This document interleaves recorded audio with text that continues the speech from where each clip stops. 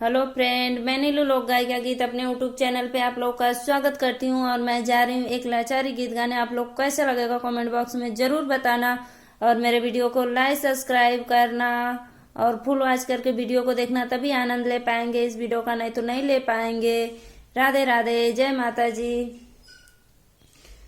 दिलवा ले गईल राजा बोतल में भरी के, दिलवा ले गईल राजा बोतल में भरी के, दिलवा ले गईल राजा बोतल में भरी के।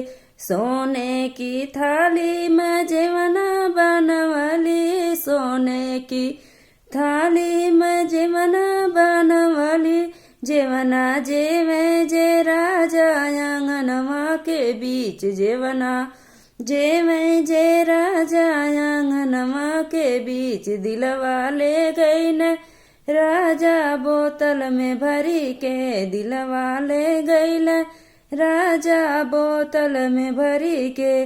लवंगा हिलाची का बिड़वा बनवली, लवंगा हिलाची का बिड़वा बनवली, बिड़वा कूचे जे राजा जंगलवै के बीच, बिड़वा कूचे जे राजा जंगलवै के बीच। दिलवा ले गईल राजा बोतल में भरी के, दिलवा ले गईल राजा बोतल में भरी के।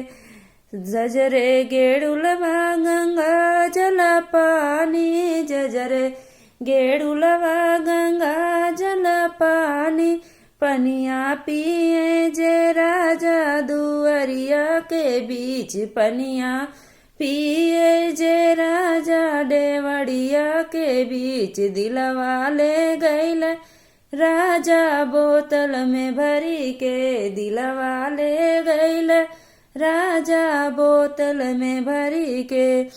फूलो हजारी का सेजा लगवली, फूलो हजारी का सेजा लगवली, सेजिया सोमे जे राजा महलिया के बीच, सेजिया से सोमे जे राजा महलिया के बीच। दिलवा ले गईल राजा बोतल में भरी के, दिलवा ले गईल राजा बोतल में भरी के।